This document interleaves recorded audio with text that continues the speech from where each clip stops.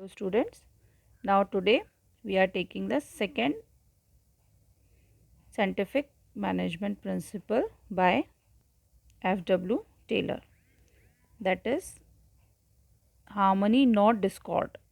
According to this principle, those who work together in an organization must work in harmony, that is with mutual give and take and proper understanding.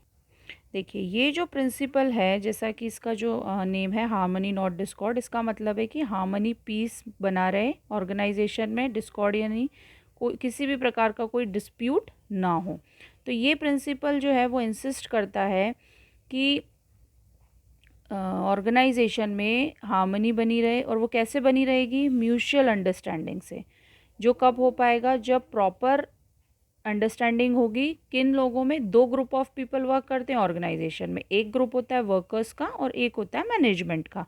इन दोनों में अक्सर ये देखा गया है, F.W. Taylor का कहना है कि अक्सर इनमें डिस्प्यूट्स रहते हैं। वर्कर्स जो हैं वो सोचते हैं कि जो मैनेजर्स हैं उन्हें ज़्यादा लोड दे रहे हैं, और जो मैनेजर्स हैं वो ये सोचते हैं कि जो वर्कर्स हैं वो लेज़ी हैं, उतना वर्क नहीं करते हैं, ज़्यादा काम नहीं करते। तो दोनों के जो माइंडसेट एक दूसरे के लिए जो है वो ये इस टाइप की थिंकिंग ज़्यादा पाई गई है। तो टेलर का कहना है कि उन्हें अपना माइंडसेट चेंज करने की ज़रूरत है, उन्हें मेंटल रिवोल्यूशन की ज़रूरत है, दोनों का अपना एटीट्यूड चेंज करने की ज़रूरत है, अपना आउटलुक चेंज करने की ज़रूरत है।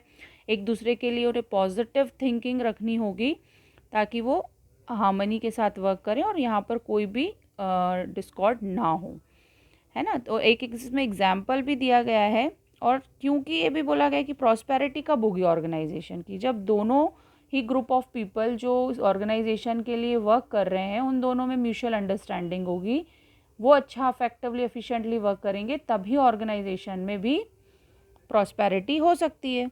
तो उन दोनों का आपस में एक दूसरे के लिए पॉजिटिव थिंकिंग होना बहुत ज़रूरी है। और जो मैनेजर्स हैं वो मैनेजमेंट जो है वो अपना गेन शेयर करे एम्प्लॉयज़ के साथ, क्योंकि उन्हें ये रहता है कि हमें कम पे किया जा रहा है, तो वो सेटिस्फाइड होंगे। और जो वर्कर्स हैं वो अपना जो वर्क है वो मैक्सिमाइज़ करें, 100% कंट्रीब्यूट करें। तो दोनों तरफ से जब मेंटल रिवोल्यूशन होगा तो डेफिनेटली ऑर्गेनाइजेशन में प्रॉस्पेरिटी होगी। तो दिस प्रिंसिपल सेज दिस। इसमें एक एग्जांपल दिया गया है कि जो जापानीज़ कंपनी है वहाँ पर जो मैनेजर्स हैं वो वर्कर्स को as a family member treat करते हैं, और जो वर्कर्स भी हैं अगर वो कोई स्ट्राइक वगैरह पे जाते नहीं, वो ऐसा कोई कंपेन नहीं चलाते हैं जिससे कि मैनेजमेंट हर्ट हो और उनके बीच में कोई डिस्प्यूट्स हों।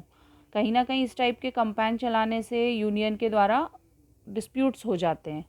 तो ये जो जापानीज़ कंपनी है इसमें जो वर्कर्स हैं वो अगर उन्हें कोई डिससेटिस्फैक्शन होता है तो वो एक ब्लैक रिबन लगाते हैं और वो अपना डिससेटिस्फैक्शन शो करते हैं, ना कि वो स्ट्राइक पे चले जाते हैं। और मैनेजर्स जो हैं वो उनको साइड बाय साइड वर्क में सपोर्ट करते हैं, हेल्प करते हैं, इंकरेज करते हैं। तो अगर इस टाइप का माहौल रहता है तो वहाँ पर हार्मनी बनी रहती है और डिस्कॉर्ड के कोई चांस नहीं होते हैं। So this principle says this. Now will take one case study over this. Let's see. ABC limited company है, मैन्युफैक्चरिंग कंसर्न है, जिसको जो 10 ईयर्स से इस्टेब्लिश है, और इसमें ये बोल रहे हैं कि उनको अच्छा प्रॉफिट हुआ पास्ट में, बट उन्होंने कोई भी बोनस डिक्लेयर नहीं किया। जब उन्हें प्रॉफिट हुआ तो उन्होंने कोई भी वर्कर्स को कोई बोनस डिक्लेयर नहीं किया, और वर्कर्स जो हैं वो उन्होंने कंपेन किया और स्ट्राइक पे चले गए, और उन्होंने डिमांड की कि बोनस दिया जाए, अदर फैसिलिटीज़ दी जाए, जो कि मैनेजमेंट ने डिनाई कर दी। तो यहाँ पे कौन सा ओवरलुक किया जा रहा है? किस प्रिंसिपल को? That is harmony not Discord. इसका वायलेशन किया जा रहा है, इस प्रिंसिपल को ध्यान में नहीं रखा जा रहा है। तो you have to identify like this in case study. Let's take third one.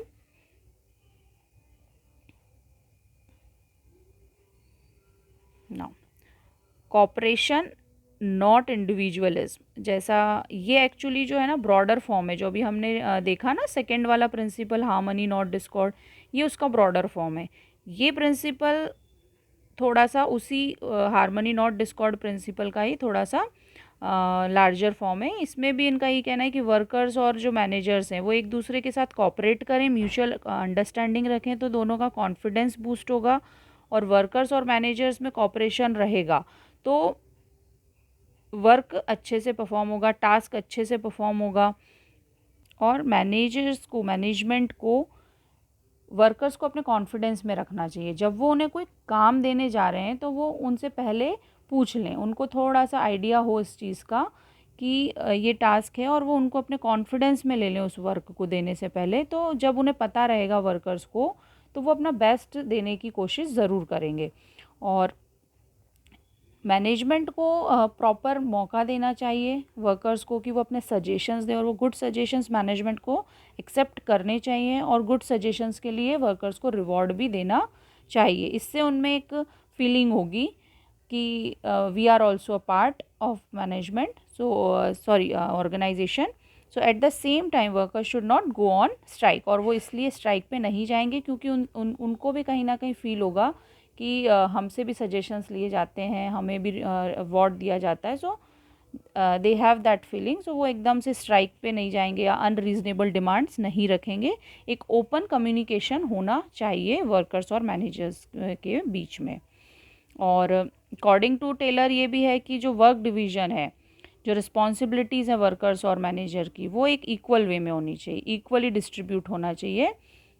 Side by side जो मैनेजमेंट है उनको वर्कर्स को इनकरेज करना चाहिए, हेल्प करना चाहिए, एक पॉजिटिव इन्वायरमेंट रखना चाहिए, स्मूथ रखना चाहिए वर्क को। So like this. And for example, एक एग्जांपल भी दिया है यहाँ कि मैनेजर्स जब वर्क असाइन करते हैं, जब मैनेजमेंट वर्क असाइन करता है, जब जॉब पे रखता है वो वर्कर को, तो उसकी एबिलिटीज़ और उसके इंटरेस्ट के अकॉर्डिंग उसे रखना चाहिए ताकि जो वर्कर्स हैं वो एफिशिएंटली वर्क कर सकें। Let's take an case study. एक इसमें इनका कहना है कि the principle of Taylor and Fayol are mutually complementary, एक दूसरे के पूरक हैं जो प्रिंसिपल्स हैं। अब इसमें एक प्रिंसिपल दिया है टेलर का और एक दिया फ्योल का, आपको आइडेंटिफाई करना है। The first is one believed that management should not close its ears to constructive suggestions made by employees. एक तरफ बोला जा रहा है, एक प्रिंसिपल का कहना है कि जो सजेशंस हैं एम्प्लॉयज़ के वो एक्सेप्ट करने चाहिए और ईयर्स क्लोज नहीं करना चाहिए, मैनेजमेंट को ध्यान रखना चाहिए उनके सजेशंस पे। सेकेंड है, while the other suggested that a good company should have an employ suggestion system whereby suggestions which result in substantial time और cost reduction should be rewarded. अगर एक तरफ कहा जा रहा है कि गुड कंपनीज जो होती हैं वो एम्प्लॉयज़ के सजेशंस एक्सेप्ट करती हैं और एक उन्हें रिवॉर्ड के फॉर्म में देती हैं, रिवॉर्ड देती हैं। सो कौन सा प्रिंसिपल है यहाँ टेलर और फ्योल का? This is initiative and cooperation. हमने इनिशिएटिव में पढ़ा था, है ना, और कॉपरेशन एंड नॉट इंडिविजुअलिज्म अभी हमने फ्योल का जो प्रिंसिपल है वो देखा है। तो इसमें ये जो प्रिंसिपल्स हैं म्यूचुअली कॉम्प्लीमेंट्री ये वाले हैं, इनिशिएटिव और कॉपरेशन, दोनों का जो पर्पज़ है दोनों में ही कहीं ना कहीं सेम चीज़ बोली जा रही है। These are complementary. Now last scientific principle of management by S W. Taylor. हाँ, और ये जो कॉपरेशन एंड नॉन इंडिविजुअलिज्म है ये भी टेलर का ही प्रिंसिपल है, और फ्योल का जो है वो इनिशिएटिव वाला है। Now this one, development of workers to their greatest efficiency and prosperity. क्या करें मैनेजमेंट? वर्कर्स का जो डेवलपमेंट है वो ग्रेटर एफिशिएंसी और प्रॉस्पेरिटी से हो, और वो कैसे हो सकता है? जब उनका सिलेक्शन प्रॉपर हो, उनकी ट्रेनिंग प्रॉपर हो, उन्हें प्रॉपर उनके अकॉर्डिंग, इंटरेस्ट के अकॉर्डिंग, उनकी क्वालिफिकेशन के अकॉर्डिंग उन्हें वर्क अलॉट किया जाए। सो जब industrial efficiency depends upon the efficiency of workers. अब ऑर्गेनाइजेशन की एफिशिएंसी तो वर्कर्स की एफिशिएंसी पे डिपेंड करती है ना, और वर्कर्स की एफिशिएंसी बढ़ाना ज़रूरी है, उनका डेवलपमेंट ज़रूरी है, तो उसके लिए प्रॉपर सिलेक्शन होना ज़रूरी है, फिर सिलेक्शन के बाद उनकी ट्रेनिंग होना ज़रूरी है, सिलेक्शन के बाद उनको प्रॉपर उनके क्वालिफिकेशन के अकॉर्डिंग जॉब मिले, और वो डे बाय डे उनको जो ट्रेनिंग सेशंस है वो दिए जाएँ तो उनका नॉलेज बढ़ेगा। इस तरह से जो वर्कर्स की एफिशिएंसी बढ़ेगी और कंपनी प्रॉस्पर होती जाएगी। Now let's take an case study. The top level management of ABC limited organise regular training sessions. ये जो ABC लिमिटेड कंपनी है regular sessions training sessions organise करती हैं। उनकी जो प्रोसेस है सिलेक्शन की उसमें वो इंश्योर करते हैं कि जो कैपेबल एम्प्लॉयज़ हैं उन्हीं को लिया जाए, उन्हीं को ऑर्गेनाइजेशन में लिया जाए। सो कौन सा प्रिंसिपल फॉलो हो रहा है यहाँ पे? जस्ट अभी जो हमने पढ़ा, principle of development of each and every person to their greatest efficiency and prosperity. So today we have completed all 4 scientific management principle by F.W. Taylor.